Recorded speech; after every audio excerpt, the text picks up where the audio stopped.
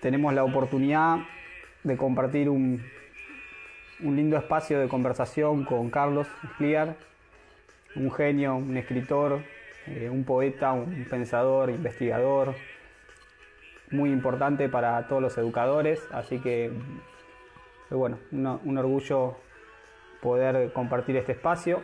Voy a hacer pasar a Carlos, así comenzamos.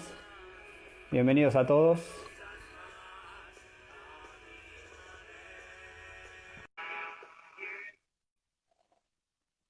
Bueno, ahí estamos entrando.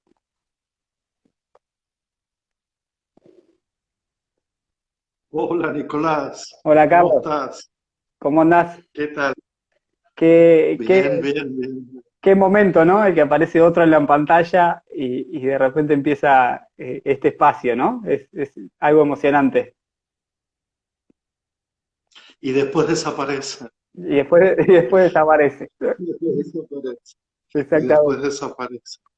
Es todo exactamente. como una suerte de ráfaga que ayer justamente en una charla en la UBA, una profesora de secundaria de comunicación me mandó un texto sobre la angustia que le agarra cuando cada estudiante se va yendo y se apagan las ventanitas y ella se queda así como en ese momento posterior a la clase, ¿no, Nicolás? Que siempre ha sido un momento muy especial, por lo menos para mí, con mis estudiantes, poder estar un rato después, ¿no? Una vez que uno dice, bueno, ya está, y ahora no hay, ¿no? No tenemos esa posibilidad, en fin. Sí, esa clase que te escuché decir también, algo muy interesante, que me parece lindo compartirlo, esa clase que comienza cuando uno sale de casa, ¿no? Y hace todo ese recorrido hasta llegar hasta ese lugar, esa especie de adrenalina que seguimos teniendo a veces antes de comenzar ese encuentro, y ese final de vuelta, ¿no? Que nos deja pensando, que hay una frase con la que nos quedamos, todo eso que hace a esa escuela física, ¿no? Sí, porque creo que tenemos como a veces esa mania, esa forma un poco torpe de definir un espacio y un tiempo solo por su contenido, solo por su cronología. Y en estos tiempos sí que me he puesto a pensar mucho en todo lo que está alrededor, todo lo que para mí, bueno, era viajar sobre todo, ¿no? Yo soy muy nómade, eh, todo lo que se ha suspendido este año es infinito. No todo lo he reemplazado con lo virtual, no todo, porque hay cosas que de verdad no me dan igual, no son equivalentes y no quisiera caer en el mensaje de esto lo podemos hacer de cualquier manera.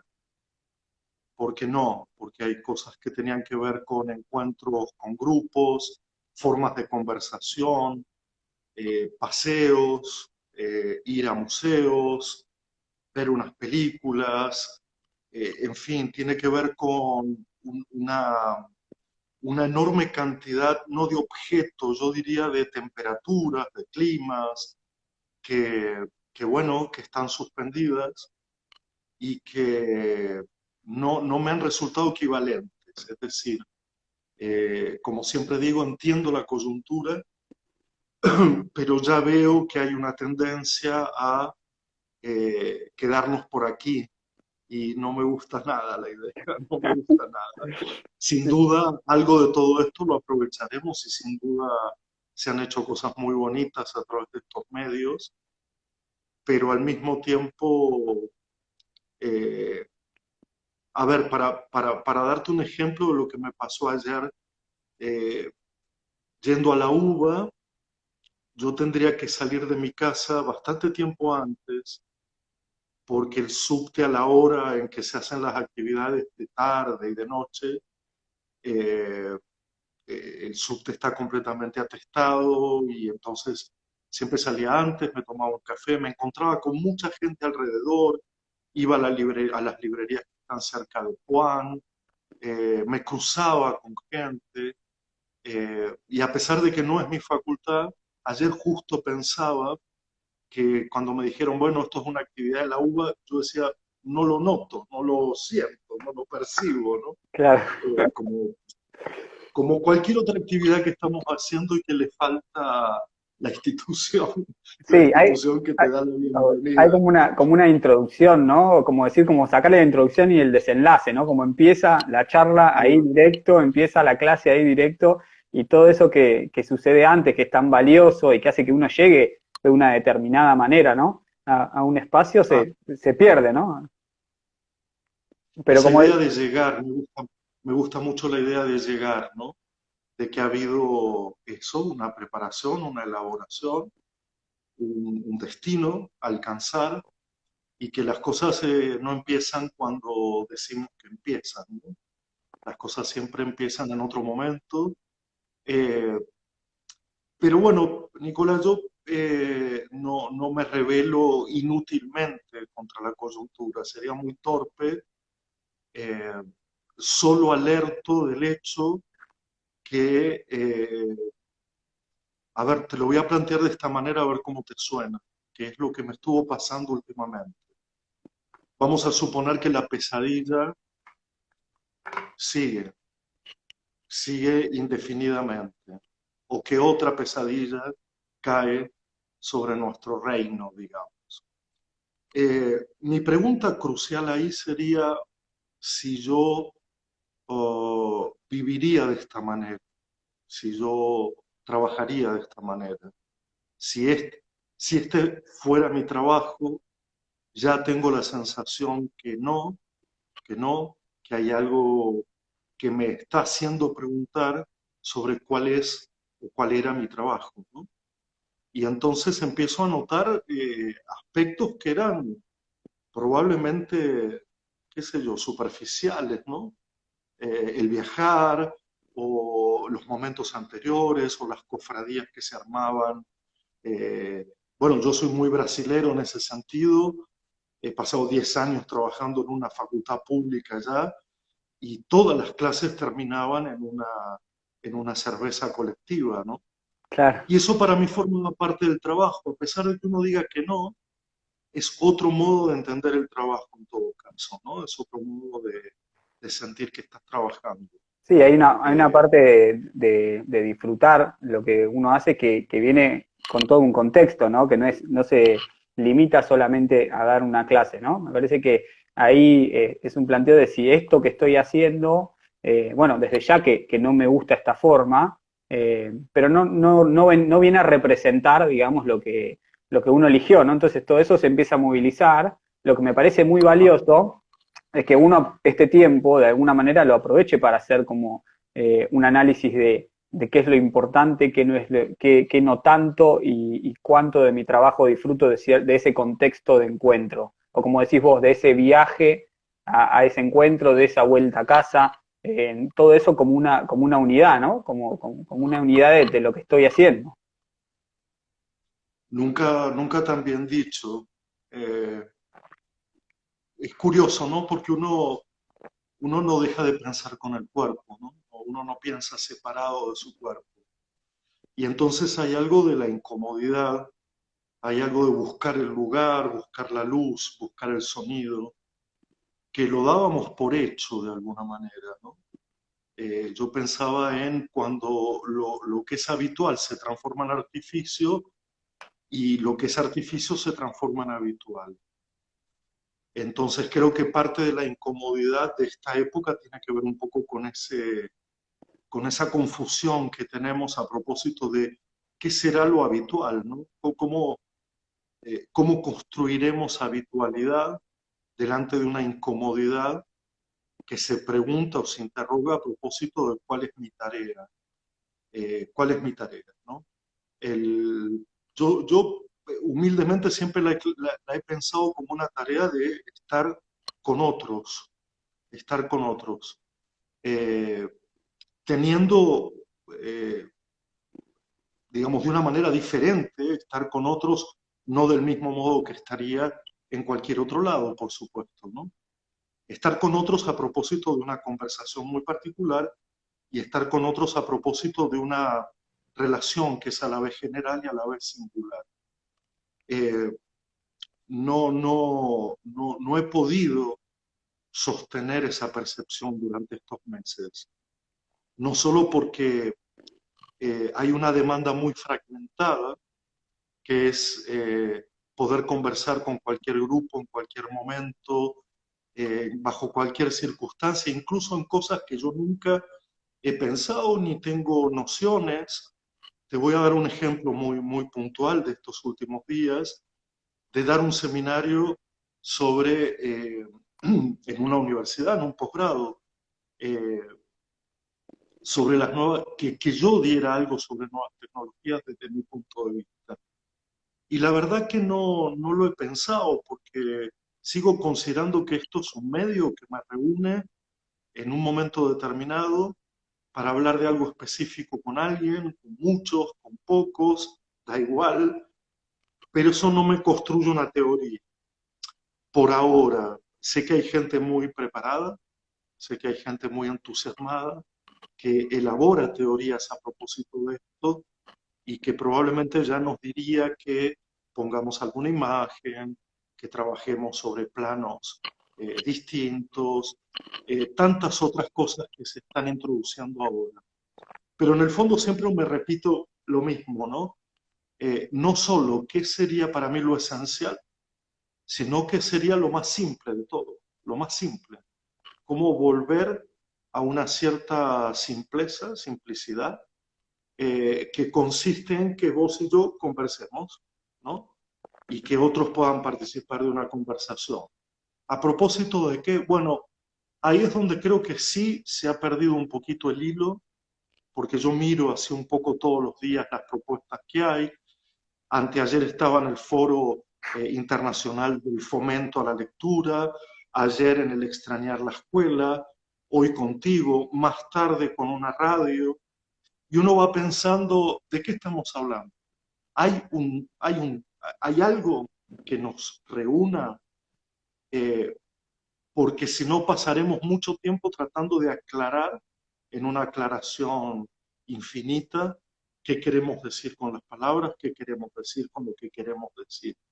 Y no sé si esa es una conversación muy atractiva para la Bueno, gente. vos mencionás siempre que la conversación de alguna manera no tiene un hilo todo el tiempo, ¿no? Que la conversación se da en un contexto en que uno va diciendo y se va encontrando con alguien que no busca una finalidad en esa charla, ¿no? O en sí la finalidad es estar disfrutando de ese espacio y de ese tiempo que se da. Yo creo que hay una cuestión que, bueno, yo un poco estuve leyendo, leí tu libro como un tren sobre el abismo y tomé algunas frases, algunas cosas que me parece que están hermosas para trabajar hoy. Y creo que ahí hacer referencia, hicimos la tarea, Gracias. ahí hacer Gracias. referencia mucho sobre el valor de la quietud, sobre y la necesidad de ver lo esencial, lo que realmente importa, un montón de cosas que imagino mucha gente hoy se pregunta, y si no se las pregunta, como decías vos, la otra vez que escuché una charla con Claudia, muy linda, que decías, bueno, si no se las pregunta va a pagar por hacerlo, ¿no? Esto lo va a ver en un cine o dónde va a tener que, en algún momento va a tener que analizar esto que pasó, digamos. Pienso que este tiempo también nos convoca obviamente a pensar estos modos. Y algo que me preocupa es, y que por ahí vos tenés una manera de escribirlo muy bien, digo, hay una razón de ser del tiempo en este momento que ha cambiado, ¿no? Digamos, hoy, por decir un ejemplo básico y sencillo para comenzar a trabajar y preguntarnos, uno tenía un espacio, como decís vos, un horario de clase o los profes un tiempo laboral y terminaba y se llegaba a la familia, a jugar con los amigos, a lo que fuera. Y hoy ese tiempo parece indefinido, pareciera como si constantemente eh, la cantidad de información, la velocidad en la que se quiere estar, nos esté como pasando por encima, ¿no? Me da esa sensación a veces, ¿no? Como que, uy, es tanta y tan fácil la velocidad de mandar un mensaje de esto que de repente me acordé de esto y pum, y caigo sobre el otro en esta velocidad como atemporal, ¿no? Este momento. Sí, Nicolás, creo que han pasado diferentes experiencias en relación al tiempo durante la pandemia. una suerte de congelamiento inicial, ¿no? Una suerte de... El tiempo se paró, de alguna manera, porque el mundo se paró y parecía que la vida también iba a detenerse, como una vida sin eso, despojada de sus hábitos, obligada al confinamiento, pero a partir de ahí yo creo que hubo diferencias fundamentales. Hubo una velocidad que se mantuvo en términos de trabajo y se acrecentó. No solo es mi experiencia, es la experiencia que comentamos en muchos niveles del campo educativo, pero también del campo cultural, ¿no? Esa, esa necesidad de acelerar un poco para responder al congelamiento, ¿no? Creo que la detención y el congelamiento son cosas muy distintas, porque el congelamiento nos es dado, la detención es procurada, es buscada, ¿no? Yo busco la detención, yo quiero ser protagonista de la detención, pero cuando de pronto se dice que hay que parar, sin saber muy bien cómo reaccionaremos, el tiempo se vuelve extraño, ¿no? Un eterno lunes, decían algunos, pero para otros ha sido insoportable. Para otros ha sido insoportable no tener la posibilidad de salir todos los días. Y ahora voy a dividir esto en dos para que se entienda, ¿no? No salir para ganarse el pan, por supuesto, pero del otro lado, en una cierta idea de vorágine, de aceleración, no salir porque es insoportable estar dentro, ¿no? Y también estar dentro puede significar estar con uno, con lo que somos de verdad, no somos más que esto. Y a muchos, doy fe, esto les resulta insoportable, ha habido muchos problemas para sostenerse a uno mismo. Eh, Eso insoportable también ha generado cuestiones de violencia evidentes, de que lo insoportable empieza no solo dentro a explotar, ¿no? Es una implosión que explota. Y entonces ha habido como diferentes flujos y diferentes velocidades durante estos 5 meses.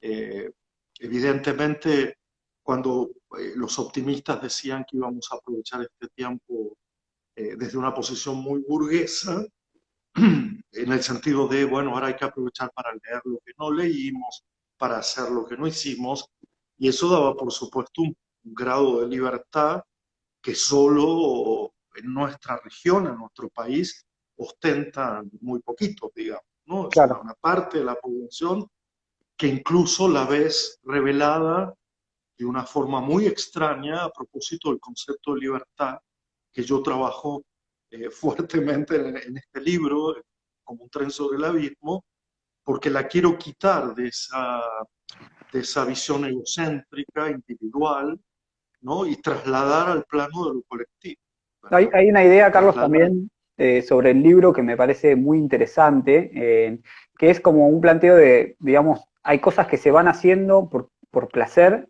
y no necesariamente todo el tiempo tiene que haber un objetivo por delante, ¿no? Como que el mundo hoy, el mundo laboral o el mercado en el que estamos de alguna manera nos quiere imponer que siempre hay un para qué, ¿no? Un para qué hacemos ciertas cosas.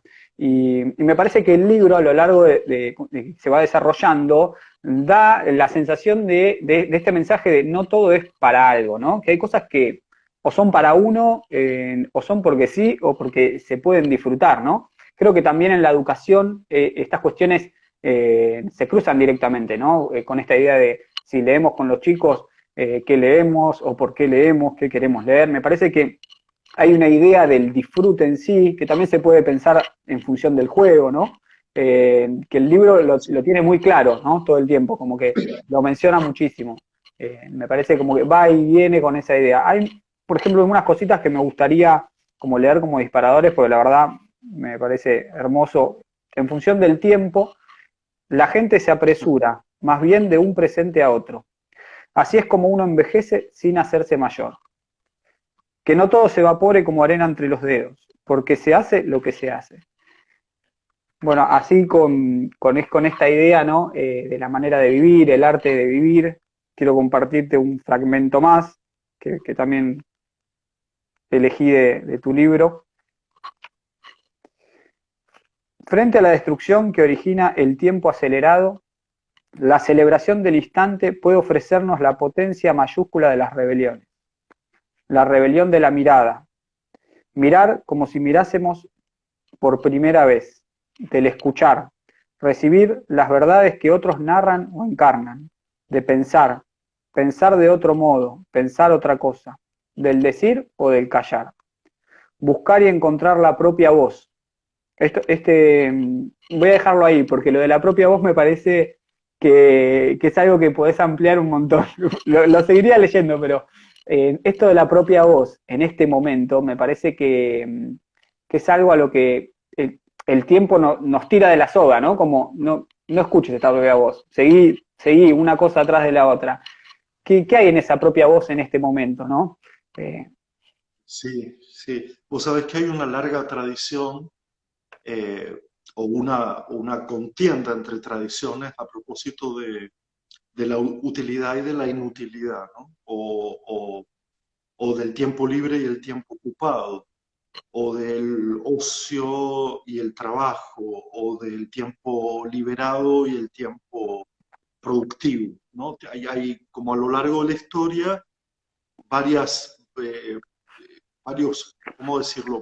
Hay variaciones de una polémica sobre lo humano que se encarna no solo en la vida individual, sino en la vida colectiva y en las instituciones, ¿no? Y entonces, en ese sentido, yo creo que hay como que todavía somos un reflejo de una larga tradición de esa batalla mítica, mitológica, a propósito del por qué y del para qué, del sinsentido y el sentido, de cómo, por ejemplo, el arte va por el sinsentido o nace del sinsentido, ¿no? sí, o Y cierta razón, esta palabra que vos decís de lo exacto, productivo, ¿no? Como hay que hacer todo para que sea productivo. Y en realidad, sí, ¿productivo sí. para quién, no? ¿Para quién y para qué? ¿O qué sería productivo? Sí, debería ser algo que le haga bien a Sí, uno, porque ¿no? además porque el mientras tanto también es lo que da la razón de ser a lo que estamos haciendo. Es esa duración en la cual no importa en qué desembocará, lo que importa es lo que estás haciendo mientras tanto, ¿no? Yo soy bueno, pretendo ser un gran cultivador del mientras tanto, porque además por ahí uno tiene, a ver, esa voz, ¿no? Esa voz de la que hablabas y es, es, esa voz nace del daimon griego, cuando se pensaba que esa voz te podía decir todo lo que no, era como una alerta, una voz que te iba diciendo esto no, esto no, esto no, probablemente no te diría esto sí, esto sí, esto sí, no se trata del juego del diablillo y el angelito, ¿no? Esas dos voces que luego el humor lo ha tomado como las dos voces interiores, sino que el daimon es esa voz que de alguna manera produce una, una conciencia ética.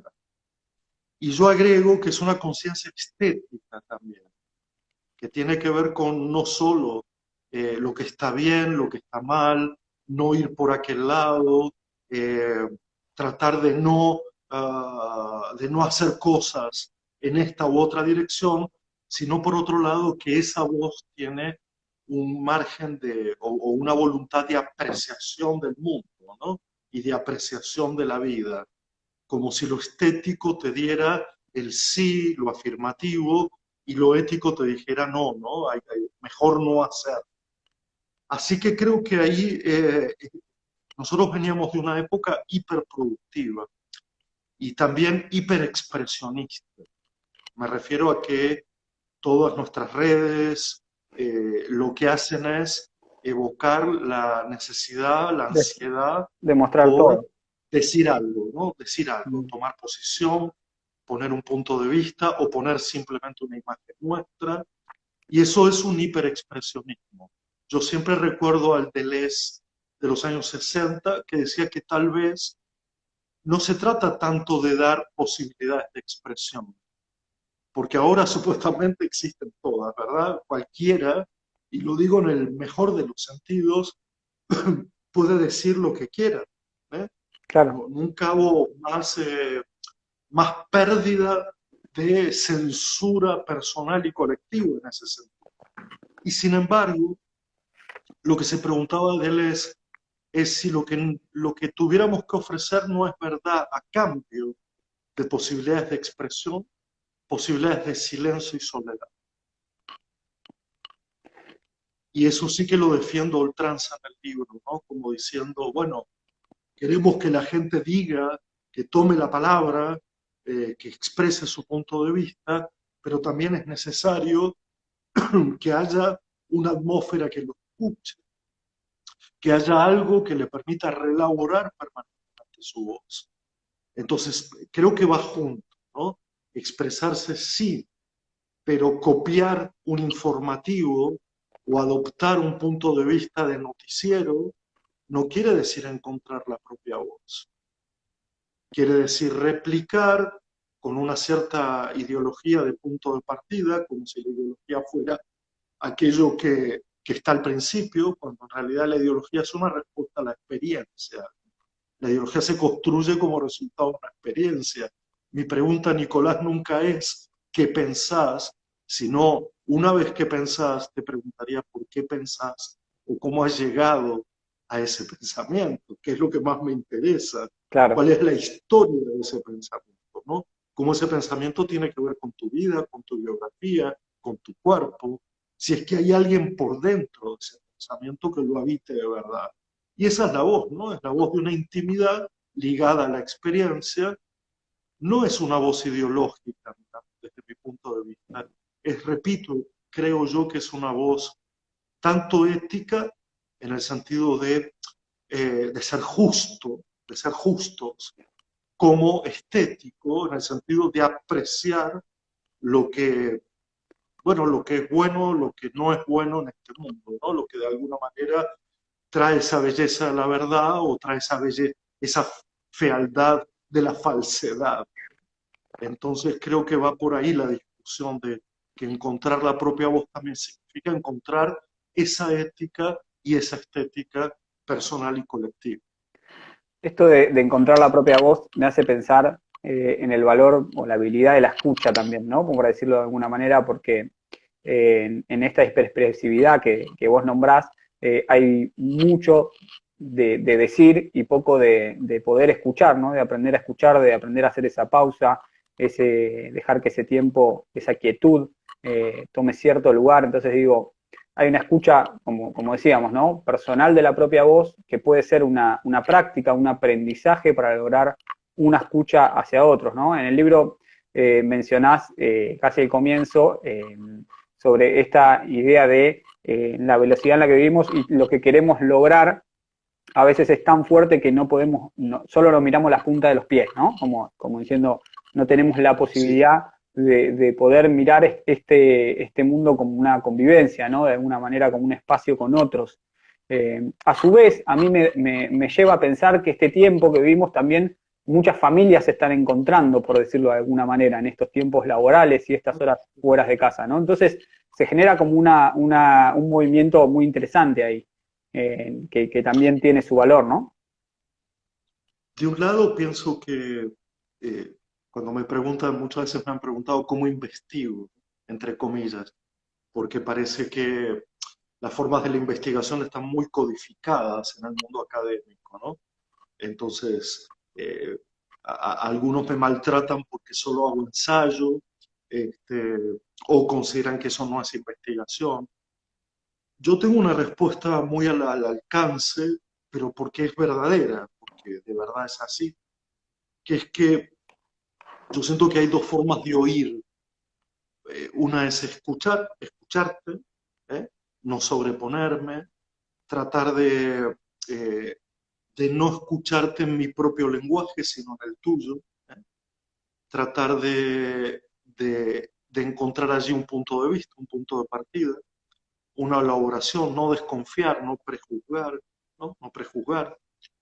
Pero por otro lado, creo que la lectura es, en mi caso, la otra forma de oír. ¿M? Lo que no puedo escuchar, lo leo. ¿M? que otros me dirán, bueno, lo que no se puede ver también se lee, ¿no? O lo que no se puede ver se va al cine, se ve una exposición de pintura, lo que quieras. Pero digo, ¿por qué el punto de partida es escuchar? Y aquí hay toda una derivación hacia cuál es el principio, ¿no? Digamos, el principio es el otro, es lo otro. Ayer yo hacía este matiz porque me parecía interesante que no encarnemos la figura de la alteridad en persona solamente y celebrando algunas cosas que a veces me han dicho caciques de tribus, eh, referencias de comunidades indígenas de muchos países, está lo otro que no es una persona, está lo otro que es una representación, está lo otro que es la naturaleza, está lo otro que es lo diferente de lo de uno, ¿no? Entonces creo que hay que transitar un poco por ese camino en el cual escuchar debería ser el punto de partida y escuchar a ver, oír es escuchar y es leer, ¿no? Y a partir de esa idea de lectura puede ser cualquier forma de leer los signos de este mundo, que son por suerte muy variados y por suerte gran parte de ellos están accesibles, ¿verdad? Es verdad que por ahí algo que pienso que es interesante a la hora de transmitir esta idea de la escucha, digo, como tratar esto que decís vos, ¿no? De sacar, de vaciarse, ¿no? De algunos pensamientos que uno tiene para poder no configurar, digamos, sobre sus pensamientos, lo construir, digamos, sobre lo que el otro dice. eh, y eso me parece que tiene que ver un poco con dar ese espacio sin estar pensando ya la respuesta a lo que el otro me está diciendo, ¿no? Que es lo que sucede naturalmente. Me parece que el cuerpo naturalmente nos dice, bueno, hay como una cosa inconsciente, ¿no? Dice esto y yo ya estoy preparando una cierta respuesta. ¿Qué pasa si no preparamos una respuesta? Si estamos, ¿no? Y si escuchamos, me parece que ese es un espacio valioso. Quería aprovechar, Carlos, para leerte, tengo unos compañeros maestros que tienen un espacio que se llama Poetas del Asfalto en Instagram, que bueno, sería bueno que lo puedan seguir. Y bueno, querían compartir uno de sus poemas en esta charla con vos, así que lo voy a leer para compartirlo para todos y Claro, bueno, claro, claro. invitar a los Me que quieran encantaría. seguir a Poetas del Asfalto, que es un proyecto de maestros que están escribiendo todos los días y expresando. Se llama Encontré espacios de la casa que no sabía que existían, como el mate cebado, en el piso cálido del living, la siesta junto al perro, con la resolana molestando y abrazando, el libro que se lee escondido entre las sábanas, refugiado en la cama, el eco del baño que nos devuelve como respuestas nuestras palabras, la voz del vecino que traspasa las paredes y nos regala un canto improvisado. Por suerte hay rincones que todavía no son hostiles. Por suerte la novedad nos vuelve a poner de pie. Bueno, simplemente darme el gusto de compartir el trabajo de amigos, ahí están aplaudiendo Poetas del Asfalto, jóvenes y también que tienen ganas de escribir y de compartir su trabajo. Bueno, un abrazo a los poetas del asfalto, también un abrazo a los poetas del Rocío, a los poetas de la tierra mojada. Por suerte hay como una gran proliferación bueno, esta era una de las posibilidades, ¿no? Al cambiar la velocidad y el flujo del tiempo, que aparecieran modos de vínculo de la vida con el arte que estaban un poquito como subestimados o puestos en una periferia, ¿no? Así como diciendo, bueno, esto es accesorio. Y creo que en muchos casos ha vuelto a tener un cierto protagonismo. Hasta tal punto te diría, Nicolás, que hoy yo veo como dos fuertes tendencias que son las de el contenido expresado en tecnología y el contenido expresado en arte más allá del medio en que se transmita. Y bueno, habría que ver si esto puede convivir, si, si otra vez triunfará el progreso letal, el progreso arrasador, el progreso abrazador, el destructivo, ¿no? El progreso destructivo. el que cierra los bares históricos, eh, el que, bueno, en fin, estaba pensando que alguna vez cuando se cerró el famoso bar donde iba a escribir Borges, yo escribí a propósito de eso, ¿no? El progreso también es cambiar la memoria de un escritor por el tamaño de una zapatilla nueva, ¿no? Porque en esa confitería pusieron luego una, una zapatería internacional, digamos, una casa de deportes internacional. Pero bueno, Carlos, eso es cosa de viejos nomás. Carlos, algo muy interesante también que me parecía como para pensar como más terrenal en algún concepto para los docentes que están hoy escuchando. No voy a hablar de evaluación en general porque sé que es un tema para largo. Yo he tenido la experiencia de estudiar, de hacer varios estudios en Flaxo, que sé que vos trabajás ahí, y hay una modalidad muy clara de trabajo colectivo y de escritura y de reescritura que a mí me ha enriquecido mucho para pensar cómo formar, cómo acompañar la formación de los peques en el cole. Pero hay un tema muy importante, no sé si me estás escuchando. Hay algo muy interesante que te escuché decir que tiene que ver con esta idea de que cuando se aprenden las cosas, que muchas cosas no se aprenden en una clase, sino que se aprenden después cuando llega un determinado momento. Me pareció muy valioso como para compartir con tantos maestros que hay hoy, ¿no? Que pensamos en las formas de volver a la escuela, qué es lo que se evalúa, cómo serían los formatos. Vos hablás de esta otra manera de aprender, o no otra manera, de esta manera de aprender, que tal vez no la Sí, analizamos, sí, sí, que me parece muy valiosa. sí, la verdad que no está basada necesariamente en una especie de opinión personal a propósito de cómo aprendo yo o cómo aprende el de al lado. Me parece que ya hay a ver, un cierto paso de los años que lo que me permiten ver, sino ingenuamente, ¿no? Ese es el principio por el cual, primero, no se aprende de cualquier cosa ni todo el tiempo, ni inevitablemente. No es cierto que aprendemos siempre, digamos. Es cierto que estamos viviendo una época expuestos a máquinas de enseñar. Eso es totalmente cierto, ¿no? Es decir, prendes la tele, prendes la compu, prendes el celular, todo el pantallismo, digamos, es una máquina de enseñar. La pregunta ¿por qué se aprende? Es una pregunta, a ver, primero enigmática, ¿no? Y esto es bien socrático, es el enigma de aprender, ¿no? Es decir, ¿qué se aprende de lo que se enseña? ¿Se aprende de lo que se enseña o se aprende otra cosa y siempre es otra y no tiene nada que ver con lo que se ha enseñado?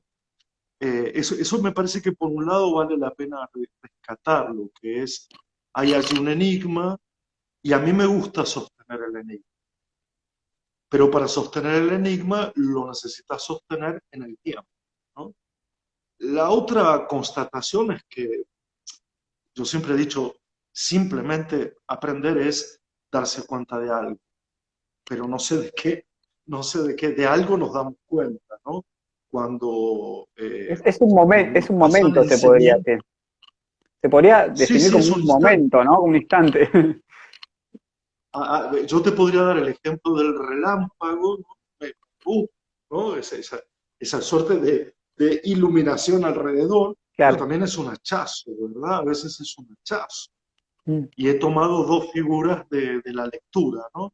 Porque Walter Benjamin hablaba de la lectura como relámpago, como la espera de un relámpago, y Kafka hablaba de necesito libros que me den un hachazo, ¿verdad? Son Claro. dos figuras interesantes para pensar que no siempre se aprende bonito, que no siempre se aprende directamente y que no todo tiene que ver con una relación, como se ha planteado últimamente, tan unívoca, ¿no? Esto que se enseña es lo que se aprende y no puede salir de ahí, ¿no? O pasan al mismo tiempo, o yo aprendo de mis alumnos, más que porque hay también como una sobrevaloración Hoy esta es una época del aprendizaje, por supuesto, no de la enseñanza. Está claro que se ha diluido eso que llamamos el arte de enseñar, lamentablemente, y se ha sobreestimado la idea del aprendizaje, se ha sobreestimado. Está como en un lugar el aprender, el que cada uno aprende, que cada uno es dueño de su aprendizaje, el reino del aprendizaje, la sociedad del conocimiento y tantas otras cosas.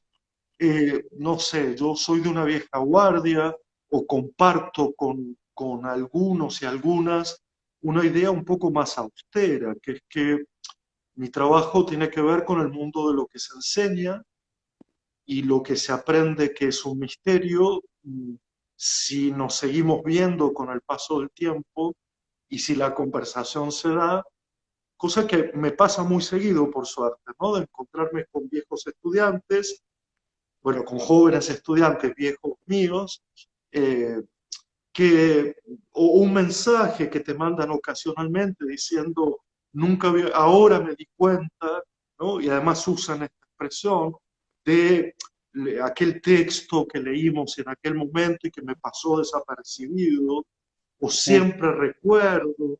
Entonces, tiene que ver con la memoria, tiene que ver con el sentido del presente y tiene que ver también con el darse cuenta. El resto es como haber tecnologizado tanto el aprendizaje, haberse puesto tan obsesivos con el aprendizaje, que me parece que descuidamos la enseñanza. Y por supuesto la evaluación para mí la evaluación corresponde al plano de un sistema, a mí no me compete, digamos. O sea, yo no evalúo a mis estudiantes. Yo hago un trabajo final, sí, por supuesto, pero un trabajo consensuado, algo que tenga sentido para todos, que produzca una construcción colectiva, que apunte en otra dirección, que tome en cuenta tu perspectiva, tu tiempo. Entonces Sí. creo que eso es evaluar, bueno, no, para las tradiciones no, y sin embargo la nota está, la valoración está, pero no soy ingenuo de creer que la gente aprende cuando yo enseño. Yo te cuento un ejemplo muy sencillo, que es cuando hice la especialización de gestión en Flaxo, hace poco pedí el analítico y me enteré cuál era mi nota de la tesis final, porque no la sabía. ¿Por qué? Porque la modalidad es como vos decís, me hacen una devolución, me sugieren algún texto para leer, me sugieren algo para reescribir, y esa devolución y esa forma de evaluar además requiere de mucho más compromiso para el profesor, me imagino, porque digamos hay que como meterse en Sí. esta historia personal, ¿no? de ese estudiante y acompañarlo en ese proceso que es mucho, mucho más complejo. Así que a mí, la verdad, Bueno, me ha servido mucho eso. te cuento un detalle más, ¿no? Cuando yo pido los trabajos finales escritos, lo que pongo allí después como comentario no es lo que le falta, no es lo que no se ha parecido a lo que yo enseñé, Claro, sino eh, cómo eso puede formar parte de tu vida a partir de ese momento, que me parece que es lo mejor que te puedo decir. No tanto que no has hecho, sino cómo podrías seguir haciéndolo, ¿no? Cómo podrías seguir haciéndolo. Pero yo ya no voy a estar. No tiene que ver ni con la materia, ni tiene que ver con el claro. trabajo final, sino que tiene que ver con tu vida. Y a veces eso me han dicho, pero eso no es ser indiferente con el aprendizaje de los demás. Yo digo, al contrario, o sea, yo siento me fascinaría saber, ¿no? Pero en realidad lo que trato de hacer es que el aprendizaje sea tu responsabilidad, porque cuando es mi responsabilidad, ahí pierdo de vista lo que es querer enseñar algo, querer mostrar algo, querer ofrecer algo de una manera no mezquina, ¿no? No mezquina. Buenísimo. Bueno, Carlos, ya cerrando, que sé que tenés otra charla, quería leer algo más de tu libro. Una situación tal vez personal, de casualidad, hoy fui a visitar a un ser querido, que es mi abuela y se está despidiendo de esta vida de alguna manera, y le pude leer algo de este libro, así que te lo quería compartir para cerrar en lo personal. Qué hermoso, qué hermoso. Quizá haya que reivindicar los dones del cansancio. Historias no ya de vencedores agitados, sino de aquellos vencidos por el sueño. celebrar la belleza y no la patología del cansancio.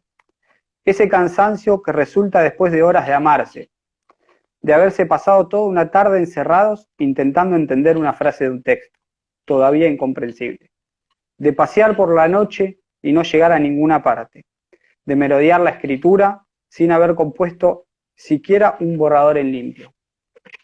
Bueno, me parece, quería darle este cierre por lo que significa para mí esta escritura que has hecho y bueno, este momento que pude regalarle a un ser querido. Me parece que este es un librazo para todo aquel que quiera pensar y reflexionar sobre la vida y sobre lo que estamos haciendo. Carlos, te agradezco enormemente. Y por último, te quería preguntar, para mí y para todos, porque ves que hago la tarea, ¿qué me espera de este libro?